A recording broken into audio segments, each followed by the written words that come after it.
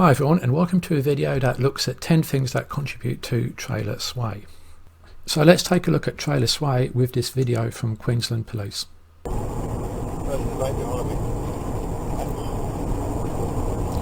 Pajero is towing a caravan. You can see the caravan starts to swerve. That is trailer sway.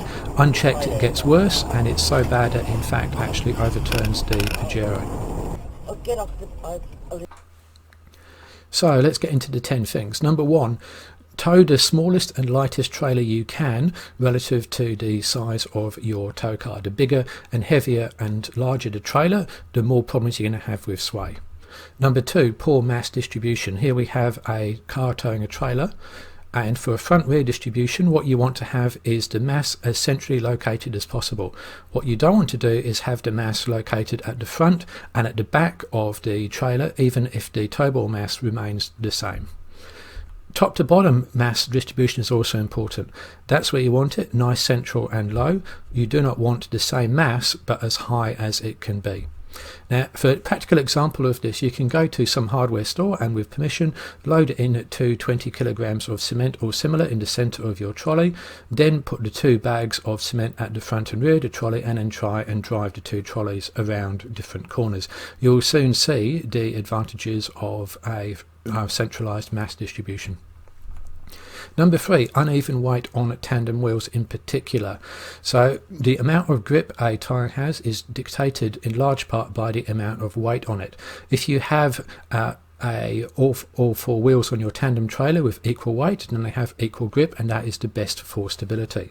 If however that you have a low tow bar point, then you're going to put a lot of weight on the front axle and very little on the rear, and you will find that the caravan will pivot around that front axle because it doesn't have much weight on the rear axle. And the reverse is true if you have a relatively high point at high tow point, because then the caravan will tend to pivot around the rear axle. So use a travel height where all 4 wheels are equally weighted.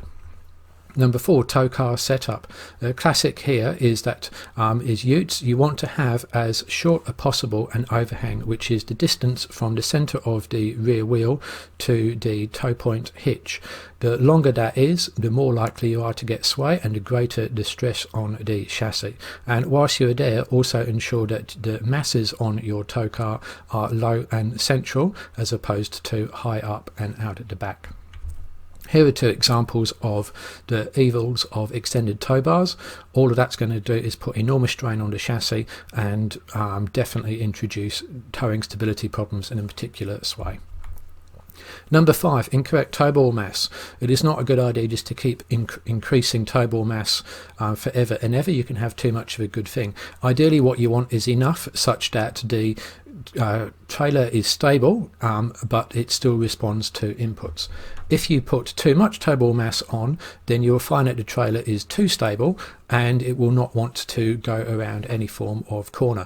Also, the more tow ball mass you have, the less weight you have on the front wheels, and therefore the less grip, and that is not great for trying to maneuver a trailer. You can go too far the other way and have too little tow ball mass, and then the trailer is extremely responsive and easy to maneuver, but then it is unstable as well. So you need to figure out what the ideal is, which is typically around 5 to 10%. Wrong tyre pressures, these are critical. If you have the tyre pressures too low, then you will find that the rig is squirmy and bouncy, and it will float from place to place, and then you are likely also to get some form of trailer sway happening. If you set the tyre pressures too high, then the trailer will bounce and there will be a lack of grip that way as well. The ideal is to set the tyre pressures to commensurate with the amount of weight on the tyre. So check the manufacturer's placard for the weight on a weighbridge preferably, and what the tyre recommendations are. Typically you want a little bit more weight in the rear of the tow car's wheels because they have a lot of force on them thanks to the tow ball mass. There are some driving technique things you can do to reduce sway as well. Number one is speed, so slow down. The reason speed is important is because of the amount of energy in the system. At 50 kilometers an hour, you can see that a car takes about 15 meters to stop. You double the speed, suddenly the stopping distance goes up to 55 meters. That is because there is more energy in the system. It is exactly the same for caravans. The faster you go, the more energy in your caravan and your tow car, and the greater the likelihood of sway. So a small reduction in speed, say from 100 to 90 kilometers an hour, can make a big difference in whether you get sway or not. Number two, driving downhill. When you drive downhill, the trailer is attempting to overtake the tow car. When you drive uphill, it isn't.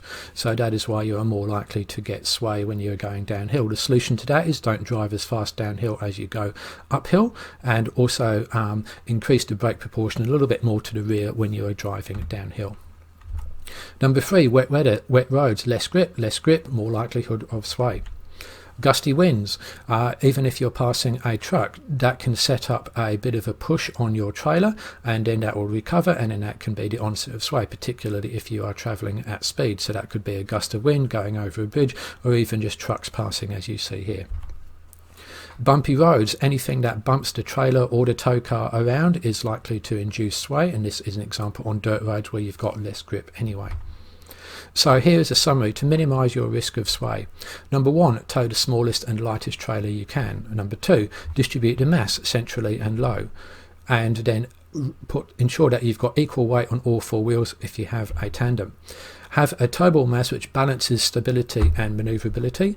Minimise overhang on the tow car, centralise and lower weight on the tow car. When you are driving, slow down, especially on downhills, and beware gusty winds and low traction surfaces like wet roads and dirt. Thank you for watching. Please subscribe to my channel and follow me on Facebook for more on four-wheel drives, cars and towing.